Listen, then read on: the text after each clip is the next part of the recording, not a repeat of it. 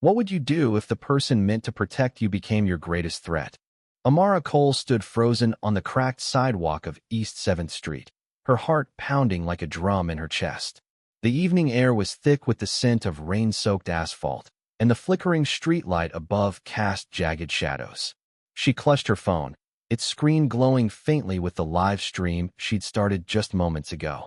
Officer Daniel Hargrove loomed over her, his face red, veins bulging, spit flying as he screamed, "You don't belong here. Go back to where you came from." His words were venom, each syllable a blade meant to cut deep. Amara, a 24-year-old law student, had only asked why he'd stopped her while she walked home from the library. She didn't flinch, not outwardly. Inside, her mind raced fear, anger, and a stubborn resolve colliding. She'd grown up in this neighborhood, knew its rhythms, its people. She wasn't invisible, and she wouldn't let Hargrove make her feel like she was. Her phone trembled slightly in her hand, but the stream was live, broadcasting to hundreds now, maybe thousands. She didn't know.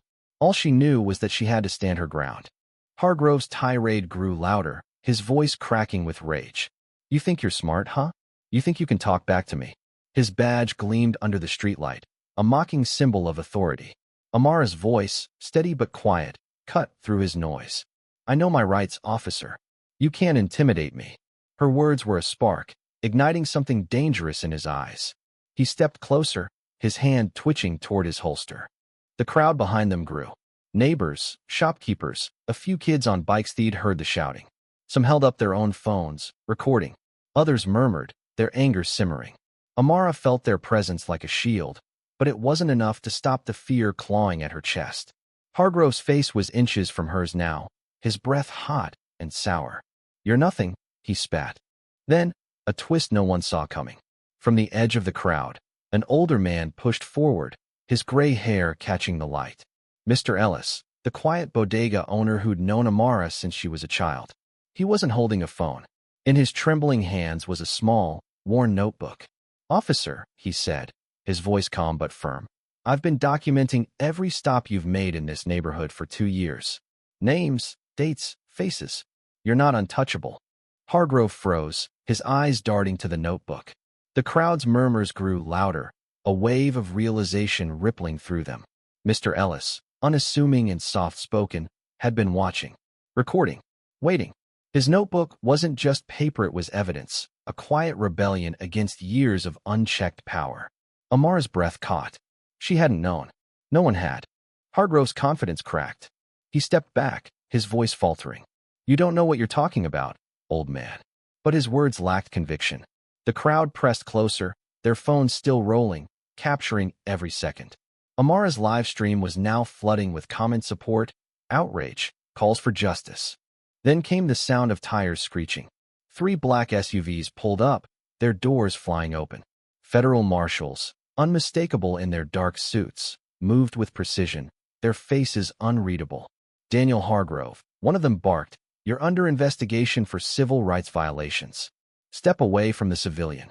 The crowd erupted, a mix of cheers and gasps. Hargrove's face drained of color, his bravado crumbling.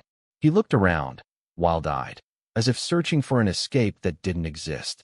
The marshals surrounded him, their movements swift and unyielding.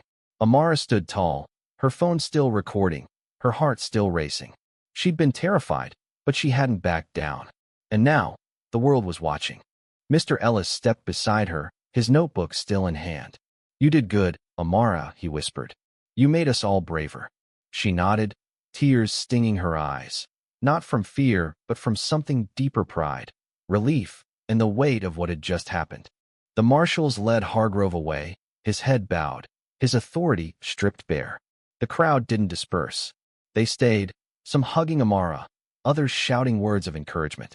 Her phone buzzed with notifications. Her stream had gone viral, shared across platforms, reaching people far beyond East 7th Street. Amara looked at the faces around her: black, white, young, old, all united in that moment. She thought of her mother, who'd taught her to stand tall, and of Mr. Ellis, whose quiet courage had tipped the scales. This wasn't just her fight. It was theirs, and it wasn't over. As the SUVs pulled away, Amara stopped the stream. She slipped her phone into her pocket and took a deep breath. The streetlight flickered above, casting its jagged shadows. But for the first time that night, she felt like she could breathe. Indy,